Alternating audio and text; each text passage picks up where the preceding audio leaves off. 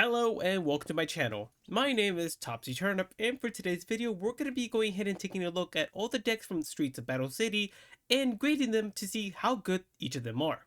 If you haven't caught my last few videos, I've already done 3 separate videos covering all the sets so far. We've covered the Midterm Paradox, Duel Academy, and of course Duels of the Shadows. I believe those are the names of those 3 sets.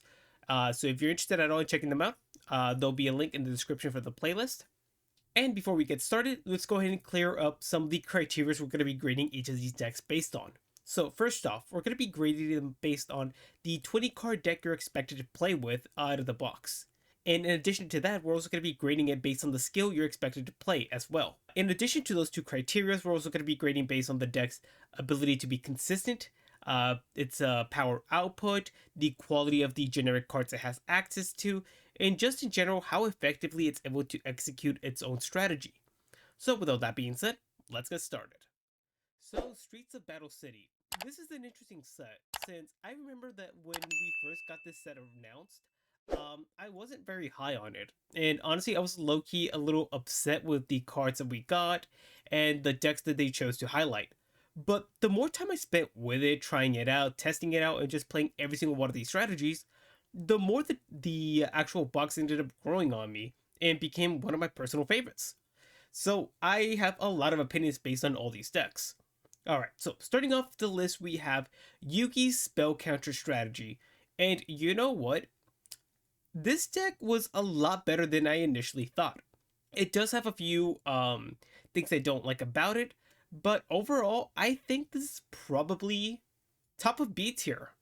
I think this is top of B tier. It might be below Cloudian, but I'm going to stick to my guns and say it's above Cloudian.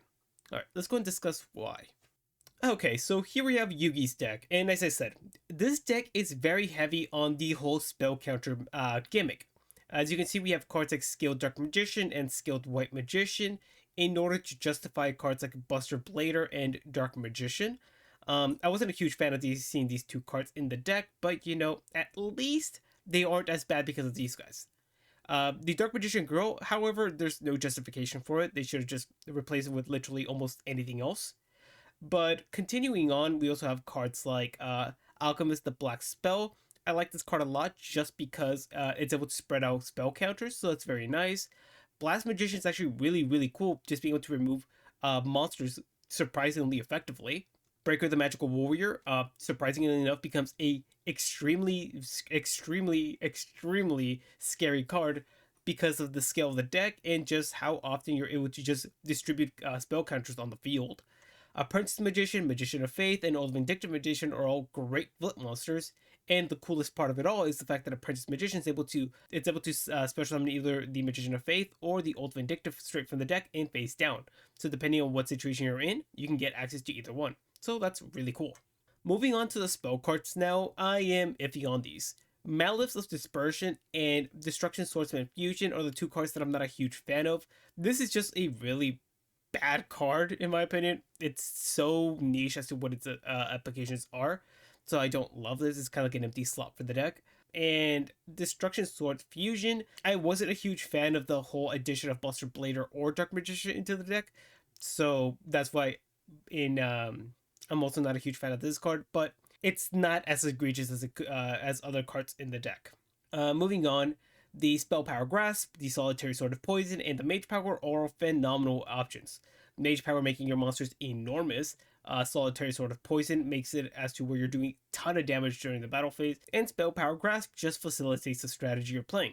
Moving on to the trap cards, there are some hit and misses. Miracle Restoring is kind of a miss in my opinion, just because in order to have it be live, you need to have Dark Magician or Buster Blader in the graveyard specifically, and at that you still have to remove spell counters from the field, so I don't love it.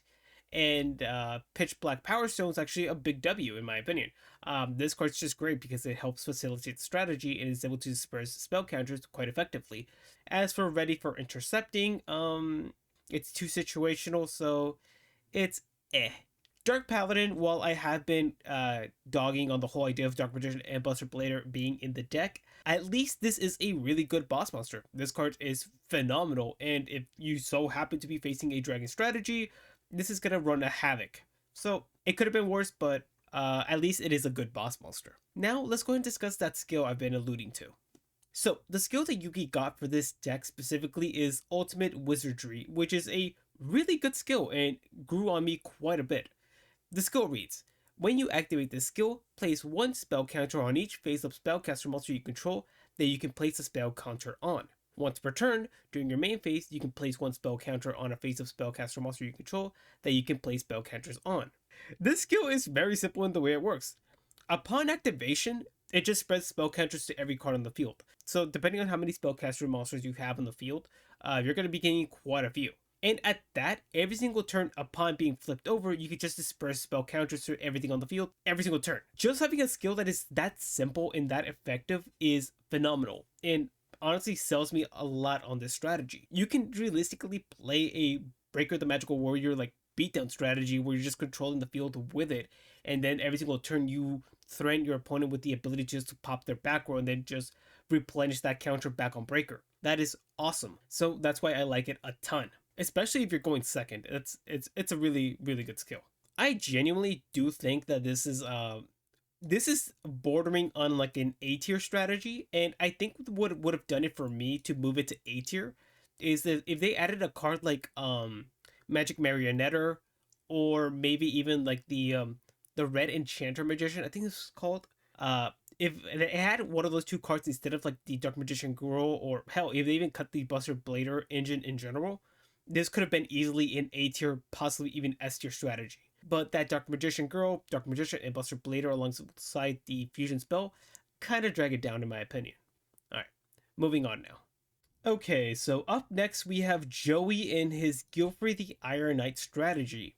And you know what? I thought this deck was going to be a lot worse once it didn't get access to Field of Warriors, the skill. But surprisingly enough, the base deck isn't that bad. And I think that it's going to be, let's see, what is it better than? I think it's better than this. I think it's better than that. I can make an argument for this. No, okay. I think it stops here. It's like a middling B tier strategy just because it has so much going for it. And the only reason it's not above Roids is because it also has quite a few dud cards that I don't like. So let's go ahead and check it out.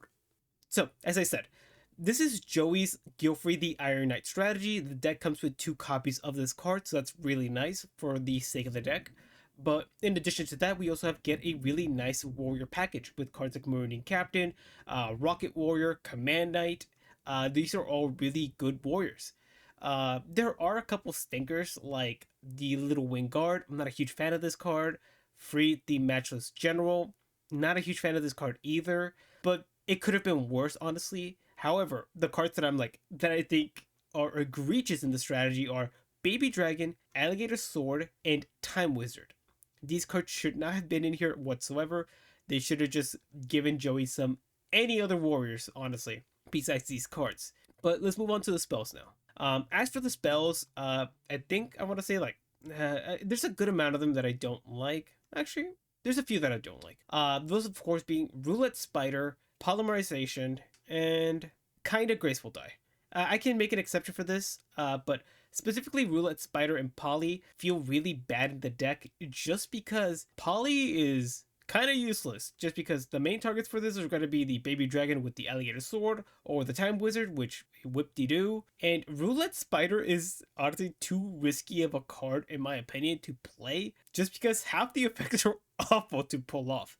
But that's just me though. As for the cards that I do like, I think Dice Foon is really interesting. Worst case scenario, you're burning yourself for 1,000, but the best case scenarios are you either popping a back row your opponent controls, or just destroying 2 of their back rows, which is really big. Graceful Die is cute, not much else to say about it honestly. Rhoda is phenomenal. Lightning Blade and United We Stand are just really good equip spells, so I can't complain about them. Onto the traps, and I prefer the traps a lot more. Skull Dice is a whatever card in my opinion. It's in the same boat as like Graceful Die. It's whatever. As for Kunai with Chain and Blast with Chain, I like these 2 cards a lot. Kunai White Chain being the worst one of the two, just offers a lot of utility. Not only does it give your monster a nice attack boost, but it also gives you the option to go ahead and change the battle position of a monster your opponent controls, which has a lot of utility. As for Blast with Chain, if this card not only does it give it a nice attack boost to whatever monster you equip it to, but additionally, if you were to equip it to a card like Gearfried, you can just enable a nice little pop on the field, which is really, really cool. And then Joey does have a pretty robust extra deck of shitty cards like the Carbominal Warrior, Gilthea, Flame Swordsman, Alligator Sword, and Thousand Dragon. But I don't really care about them. Most of these cards you cannot make, which is funny, but they're kind of just here because of the other skill he has. But now that we're talking about the skill, let's go and take a look at which skill Joey actually ended up getting. The skill that he ended up receiving is Iron Grit, which I don't mind this skill. I think it's a really nice skill that gave rise to a really powerful strategy in Gearfried control, but I would have preferred if he got Field of Warrior instead as his main skill. So Iron Grit, all it does is it says, Gearfried the Iron Knights you control are unaffected by card effects. Essentially just making them a towers on the field, which is really powerful. Just having your Gearfried just be unaffected by everything is really, really strong. Even though it's not the biggest monster in the game, it has a respectable stat line at 1800. And if your opponent isn't able to out it via battle, it can get pretty tricky for them. Overall, yeah, the skill is simple and it does what it has to. And I believe that because of that, all the utility the deck has access to, the surprising amount of times you open cards like Rocket Warrior, the fact that it's searchable, and all the equip spells and decent trap cards it has access to, this is a very effective beatdown strategy. And I didn't spend a lot of time talking about it, but Rocket Warrior in general is one of those cards that if your deck doesn't have an out for it, it can just win you the duel outright, which is insane to think about. Being indestructible by battle and you taking no battle damage from battles involving it is really, really scary. And because of that, I think that it outweighs all these other decks. Alright then, so moving on, we now have Mako Tsunami with his Fortress Well strategy. And may I just say, I am so glad that they finally ended up caving to the community and gave us a deck for this card specifically. However, the deck isn't great. It's not awful, but I think it's probably like here, maybe here. I think it's here. Yeah, I think it's right there. All right, let's go ahead and talk about why. So Mako's deck is interesting in the way that it's built. There's a lot going on here.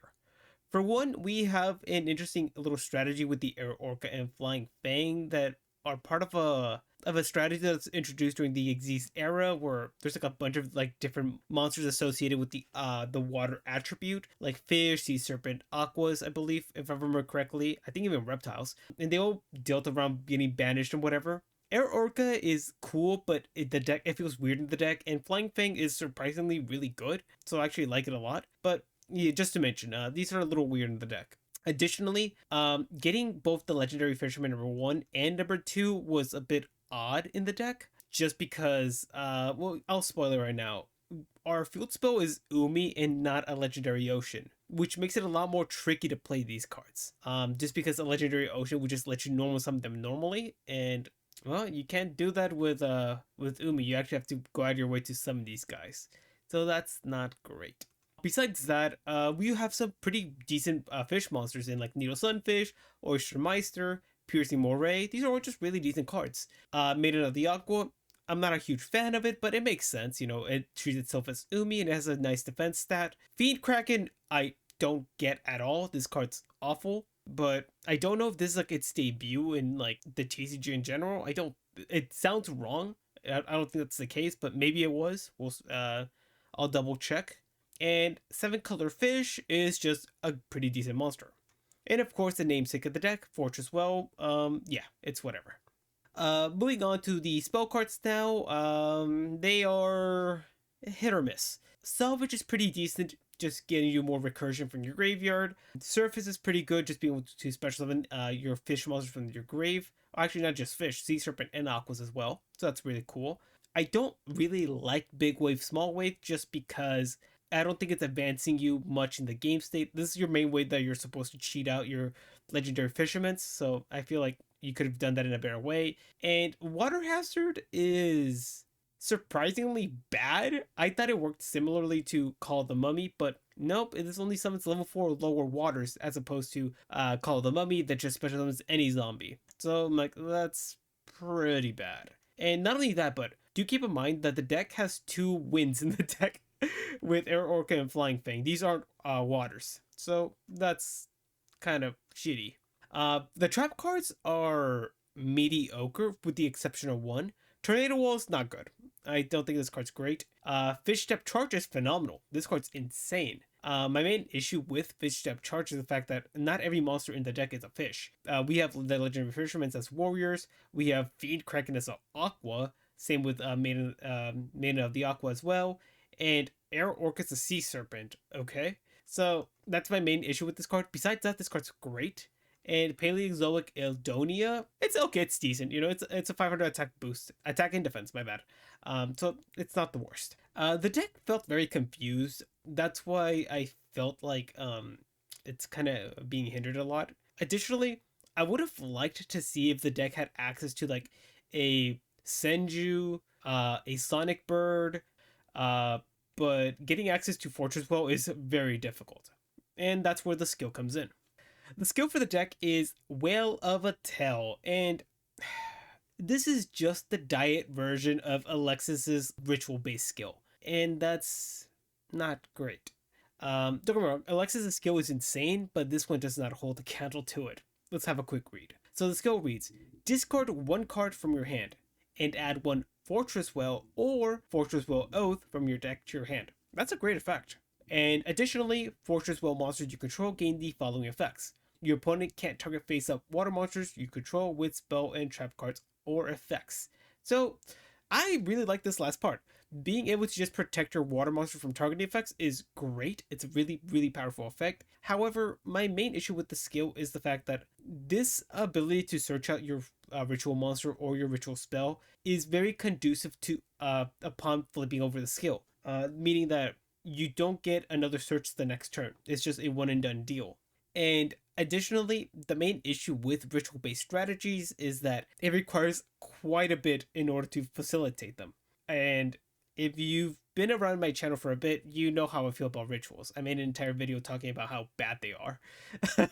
Shameless plug and all that. But yeah, it's a bit upsetting that the skill doesn't make the deck a lot more viable, and especially in a sealed environment like this where you're not able to build a whole deck around it, it kind of just hinders it quite a bit. Now, don't get me wrong, I don't think the deck is unplayably bad. It has a lot of really nice pieces to it, but honestly, given the direction the deck has and some of the cards it has access to, I can't really place it any higher than this. And hell, I might even make an argument that the Nova Master strategy might be better, but I think the Fortress World deck has a lot more better cards than the hero deck. So we'll leave it like that. Okay, so up next we have Weevil and his Insect Queen strategy. And surprisingly enough, I thought this was going to be another deck that was going to suffer from not getting its better skill. But honestly, this is a really strong strategy. Is it 8? No, it's not 8 tier. It's close. I think I like it. I think it might be top of 8 B tier. I think that's where I want to put it. Let's go to talk about all the cards in the deck and see if I change my mind. So obviously enough, Weevil's deck is very insect oriented. Duh, right? It's Weevil. That's all he really plays. But there's quite a few cards in the deck that are surprisingly really, really nice. And some other ones that are not as great, but they don't bothers me as much. Starting off, Insect Queen. I don't love this card just because I think it's a really underwhelming boss monster, but the deck kind of revolves around this idea and I can make a pass on it. Parasite I think is a bad card, but again, that skill revolves around these 2 cards specifically, so we'll let those slide. Chainsaw Insect is just a really nice card in general, especially in sealed. Being able to just normal summon it and just do hefty damage is crazy. Magnetic Mosquito initially looks bad, but it makes sense once you take a look at some of the cards in the deck. Prickly Fairy is just kind of nice to protect your bugs. Howling Insect, Resonance Insect, Parasite Paranoid, and Pinch Hopper are insane cards to have access to. These are some in really powerful support cards to get access to in an insect strategy. Howling Insect is able to summon any of the well, we're usually summoning this card, but Howling Insect allows you to summon the Resonance Insect or the Pinch Hopper from the deck. Resonance Insect, upon being destroyed, lets you search out a level 5 or higher insect monster, which is really nice. And Pinch Hopper just lets you special summon one from the hand, which is very strong, and makes having access to a lot of these higher level insects not feel as bad. Insect Princess, for all things considered, is a really nice card. It's easily to summon if you have to tribute it, and it has a really good effect, and can get very menacing very quickly. The Doki Boar, I don't like the addition of this card at all. It's just a bad vanilla, but I get why it's here.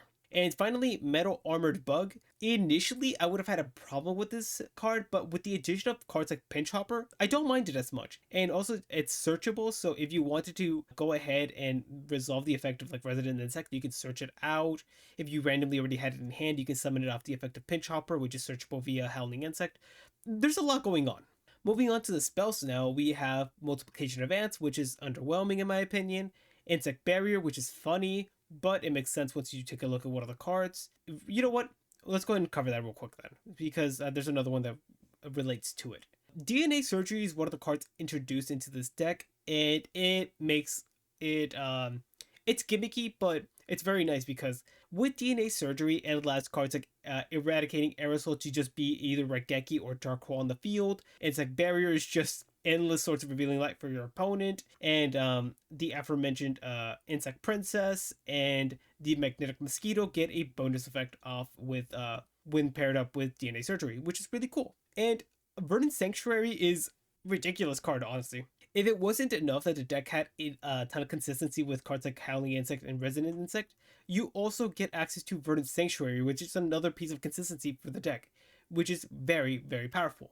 Moving on, we have Spider Eggs, which is a funny trap card, just being able to randomly prevent you from just dying by summoning multiple tokens. Dust Tornado and Widespread Ruin are just two really good trap cards. As you can see, the deck has a lot of quality. And now that we're done with the main deck, let's go ahead and cover that skill. So the skill that Weevil ended up getting for this deck specifically is Insect Infestation, which is a major downgrade compared to the My Precious Queen skill that he also has access to. If it had My Precious Queen, this would have been the top of S tier. We'll just say that now, because My Precious Queen is a broken skill.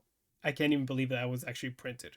So let's go ahead and cover Insect Infestation. It reads, Parasites on the field can't be tributed. If all monsters on the field are insect monsters, level 7 or higher insect monsters you control can attack directly. Once per duel, you can discard one card, then place one parasite from your graveyard on top of your opponent's deck face up. It is treated as if it were added to their deck by its own effect. So, this skill is very gimmicky. For the fact that it allows you to, I guess, bypass the whole parasite effect. It's funny, it's interesting, it's whatever, honestly.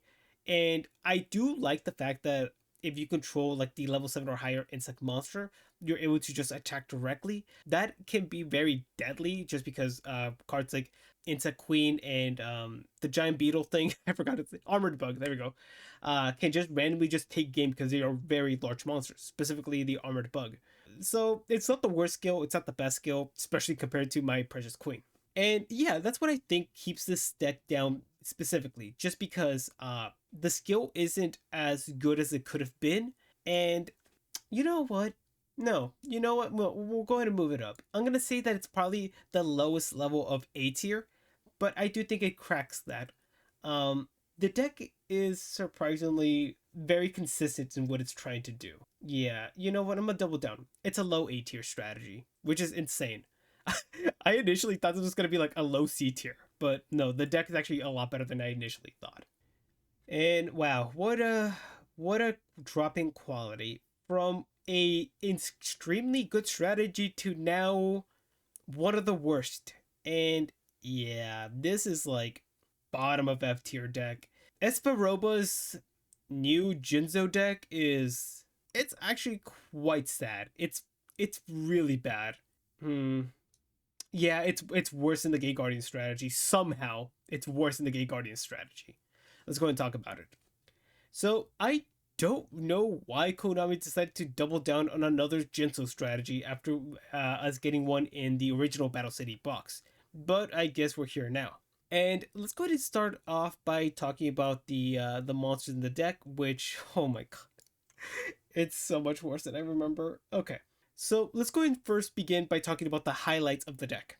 Jinzo is a phenomenal boss monster, one of the best boss monsters in the game.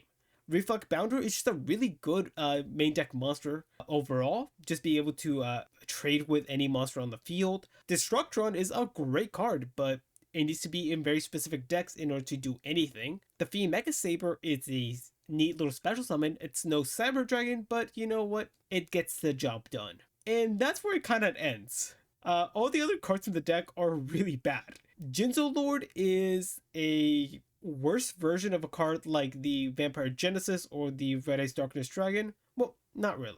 Has a better effect overall, but you'll see what I mean once we get to read the skill. Jinzo Returner is really bad just because it only summons Jinzo from the graveyard, meaning that you already established Jinzo. This is under the assumption that you established Jinzo, so this card does nothing.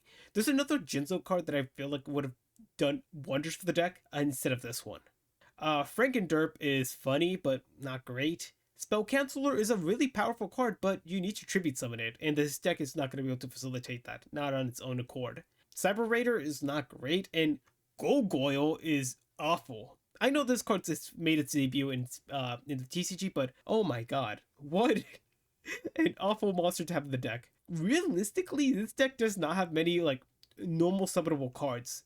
Yeah, I think that the best card you can normal summon in this deck is Reflect Bounder, and that's about it. Everything else is bad. Moving on to the spell cards, they don't get all that much better. Cyber Energy Shock is really good if you control Jinzo. Cosmo Channeling is cute, but it just requires so much setup that it's usually not going to go off. Gift of Martyr is not great. Amplifier is funny just because it's a Jinzo card. Foolish Burial is a phenomenal card, but you're not really doing all that much in the deck with it. I guess you can send the Jinzo to the grave just to go ahead and special summon it off the effect of Returner. Sure, you can do that. Cosmic Cyclone is just genuinely good. And Creature Swap, I guess, is supposed to enable the effect of Cosmo Channeling. Cool. Overall, yeah, like, the spell cards, it's not that they're bad, it's just that they're bad in this deck specifically. And as for the trap cards, Psychic Shockwave is a genuinely good card, but it requires too much of your opponent to do in order to facilitate it. Mind Crush is cool if you can actually get the deck working, and Draining Shield's just generically decent. And as you can see, the main deck is pretty bad. Like, there's not a lot of playable stuff going on here. And it gets worse once we get to the skill. So, Espa Roba's skill for the deck is Intel from the Cosmos, and it reads, your opponent must reveal all cards they draw during their draw phase. That's it. As far as underwhelming skills goes, this one's pretty up there. It doesn't particularly give you hand information.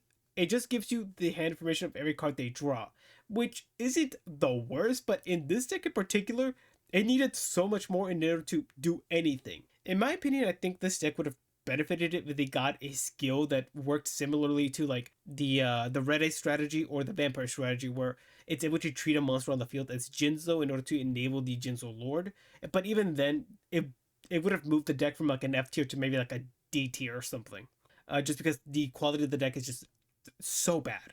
I don't know if I'm just being particularly extra mean, but I genuinely think this is one of the worst decks in Speed Duels, like when it comes to sealed decks. This one's just bad, not good. I don't know if anyone in the comments disagrees with me, but if so, give me your best argument, because I just do not see a bright light for this one. This one's bad. This is booty cheeks bad, like, not good.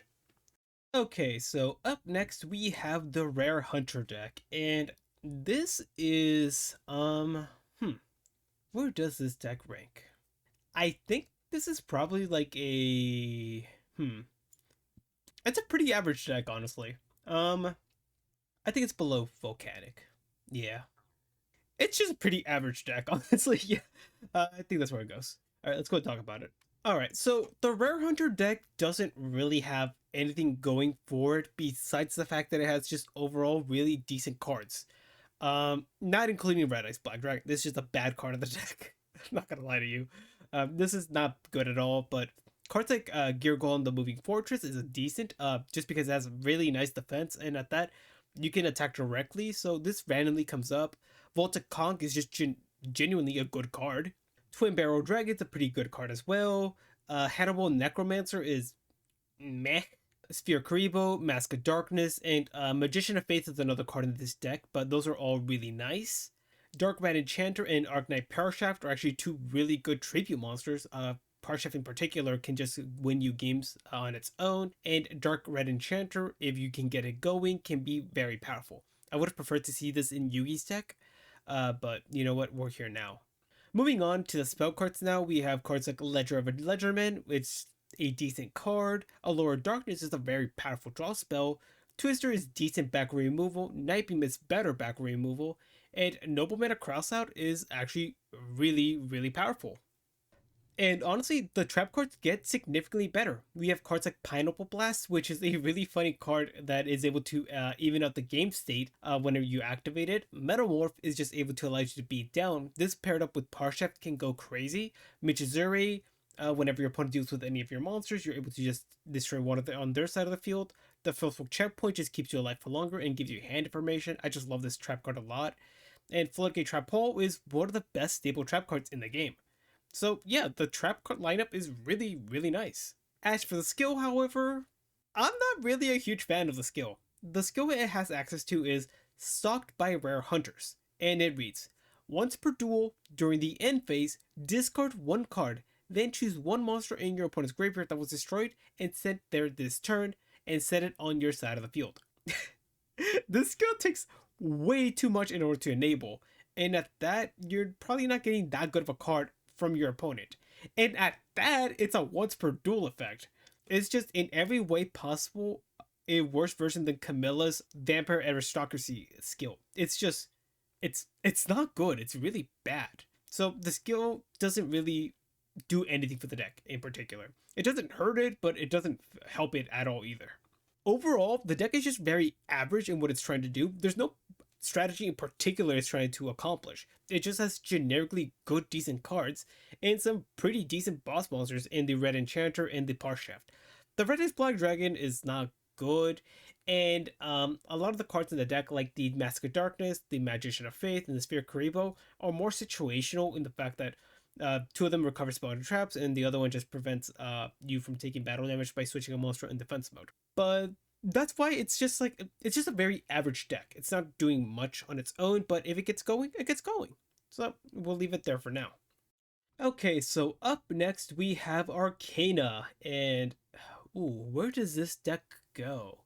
I think this is it's somewhere in B tier. I just don't know where. Okay, I think it's better than the Homunculite deck. It's better than Cyberdark. It's better than Archfiend. I think it's better than Gearfried. Is it better than Roids, though? I'll make the argument and say it's better than Roids, and I think that's where it stops. Maybe it's better than Cloudian. Maybe not. I'll see if I change my mind. I'll leave it behind Cloudian for now. Okay, so Arkana's deck is very interesting because it's a very spellcaster heavy deck that doesn't really have a strategy in mind. It's just kind of like generically good cards. So we have the whole like Kaiku family, which is what I'm calling them. Cards like Chaosai, Chaolen, Anarchist Monk, Mako, and Kaiku. All these cards just kind of like look very similar to me. Kaiku being by far the best one, but they all have their own unique utilities. For example, Chaosai is able to target a spell and trap card in your opponent's graveyard and banishes it. It's not like a hyper relevant effect, but it could come up. Chaolen lets you target a set card in your opponent's spell and trap card zone, and if you call it right, it allows you to prevent them from activating it that turn. Anarchist Monk is just kind of a worse version of Kaiku, just because when it's destroyed and sent to the graveyard, it's able to target a monster in your opponent's graveyard and banishes it. And finally, Mako allows you to tribute her in order to destroy a continuous spell or continuous trap card your opponent may control. So, as you can see, all these cards have super niche effects that have some varying utility, but it's not like a crazy bonus. The main thing this deck has going for it in particular is the fact that all these cards have very large stats. Mako being the smallest one at 1700, but the Anarchist, the Chaolin, the Kaiku, they're all at 1800 attack points, and the Chao Sai is at 1900 with no downside to them whatsoever, which is huge, specifically in sealed environments. As for the other monsters in the deck, we have Legion, which is able to search out your Dark Magician. We have Double Custom, which makes it easier to normal summon Dark Magician. And we also have Seal Master of Masai, which is a very gimmicky card that I'm not personally a big fan of. But let's get back to Dark Magician real quick. Oh, they don't have it here. This deck has access to 3 copies of the Arkana art Dark Magician. 2 of them are commons that come in the main deck, but the other one is a promo that you're expected to add into the deck. If not, the deck is only 19 cards. You would think that that's a downside to the deck, having 3 Dark Magicians, but they're actually quite important to the actual skill of the deck, which we'll talk about in just a second. So that's actually not a bad thing. Let's go ahead and move on to the spell cards now, and I'm actually a big fan of them. We have cards like Anti-Magic Arrows. This was one of the cards that I actually was super hyped about when I first saw it introduced in this set. I think it's a card that has been seeing quite a bit of play in competitive Speed Duel decks, but I don't think it's seeing enough play quite yet. But it's seeing good amount of play. Talisman of the Trap Ceiling. It's one of those cards that's supposed to pair up with the Meisai, and you know what? We'll bring it up also. We also have Talisman of the Spell Ceiling. I'm not a huge fan, as I said, about these cards in tandem, just because they're too gimmicky. Essentially, what this is trying to accomplish is that if you have the Steel Master of Masai alongside the Talisman of Trap Ceiling, your opponent's not able to activate any trap cards as long as this card's face up on the field. Or if you're able to have this card, the Talisman of Spell Ceiling, your opponent's not able to activate any spell cards, which in concept sounds very powerful. But what I failed to mention is that this effect affects both you and your opponent. So if you have this face up, neither player can activate trap cards, and if you have this up, neither player can activate spell cards. And they can't coexist with each other because they negate each other as well. So it's just a very gimmicky strategy, and the benefit isn't that great. So I don't like it. Dark Magic Curtain is pretty cool just because it lets you summon Dark Magician from the deck at the cost of half your life points. Thousand Knives allows you to just pop a card on the field, a monster, my bad. If you control Dark Magician, Dark Magic Attack destroys all back row, and Summoner's Art searches Dark Magician. So, as I said, pretty decent spell lineup. And as for the trap cards, Bright Right is really cool just because it allows you to special summon the Dark Magician from the graveyard. And Dark Renewal lets you summon the Dark Magician from your deck by attributing a monster on your field and a card your opponent controls, which is a really, really nice effect. So overall, yeah, I'm a huge fan of the monster lineup. I think this is one of the decks that has the most playable main deck with given the cards that it has access to. But let's go ahead and talk about that skill that I'm actually really, really hyped about. The skill for this deck is Now You See Them, and it's a really, really cool skill. And it reads, once per duel, if you have 2 or more Dark Magicians in your hand, reveal your hand and place any number of Dark Magicians from your hand to the bottom of the deck. Then draw cards based on how many you placed. 1, you draw 1 card. 2, you draw 3 cards.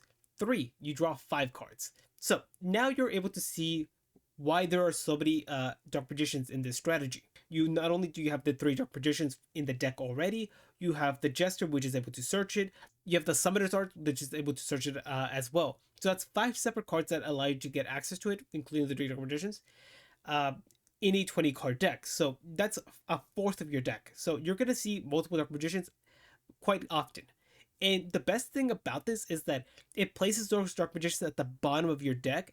So cards like Dark Magic Curtain become live again. Cards like Dark Renewal are able to pull off the effect more effectively as well. I think this is really nice. And if you manage to get 3 Dark Magicians, you can place them all at the bottom, and then you just draw 5.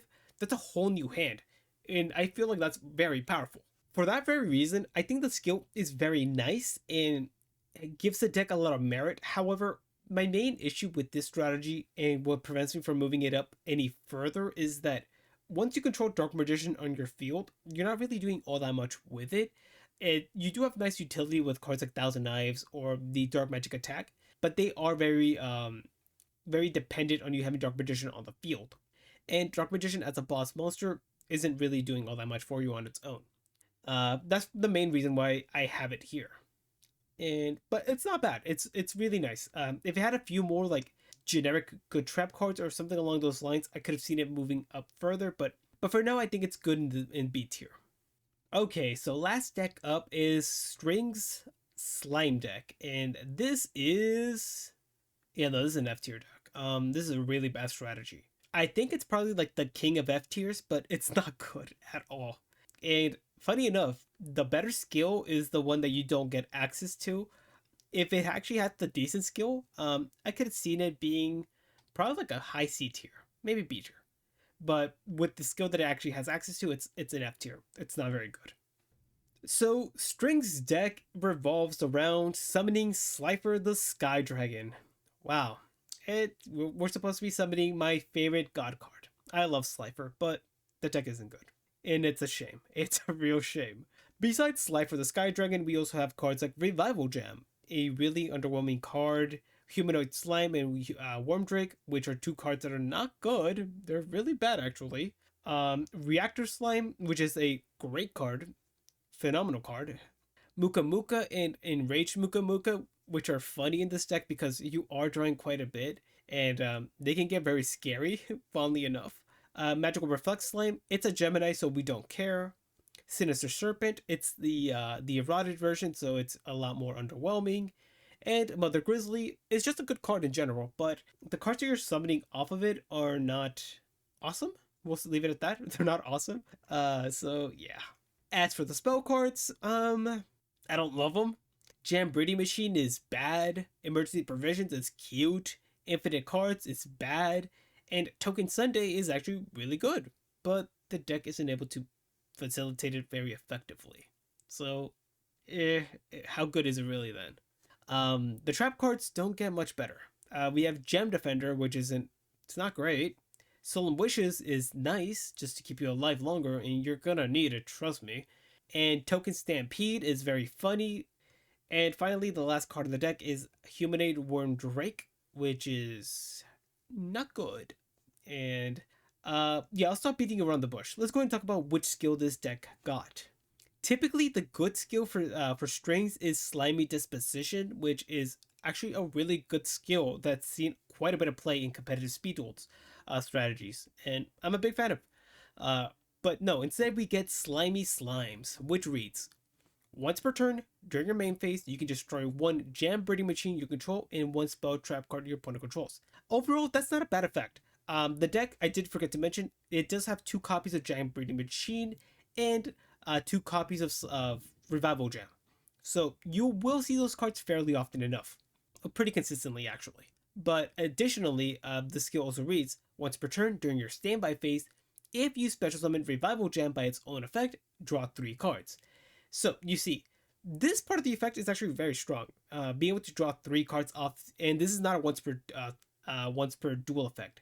So I'm glad about that. The one thing is that the main deck monsters are not phenomenal. The deck doesn't effectively swarm the field either. So while you might survive multiple turns, kinda, and you're drawing quite a bit, having to summon Revival Jam multiple times and at that paying 1,000 life points each time you summon it isn't great. And the utility of having the Jam Breeding Machine to pop opponents back row is very nice, but the deck isn't doing a lot on its own. There are times that you're able to pull off the whole combo and get multiple cards in hand to summon the Slifer the Sky Dragon, and then at that point you kind of just win because Slifer is a very oppressive boss monster. But it's really, really hard to pull off. For that very reason, I think the deck is an F tier. It's very difficult to pull off the win con, but when you do, it is one of the more powerful decks in the that's available to you. And I think that only puts it at the king of F tiers. It's better than any of these decks. These are all really pitiful. Yeah, if it had the slimy disposition deck, it would have been a lot better. But slimy slimes, not that good. All right, guys, and that pretty much concludes the video. I had a ton of fun grading all these decks. Streets of Battle City was a really cool set, and a set that ended up growing on me quite a bit. Also, guys, I've been really appreciating all the support you guys have been giving me lately. It's very much appreciated. And also, I've been reading everyone's comments that they've been leaving in the last few videos, and I've been getting a lot of awesome ideas from you guys, so thank you a lot. In the comment section below, let me know if there's anything else in particular you want me to cover that's Speed Duel related or just Yu-Gi-Oh related in general. As I said, I've been getting a lot of cool ideas from you guys in the comment section, so I appreciate that a ton.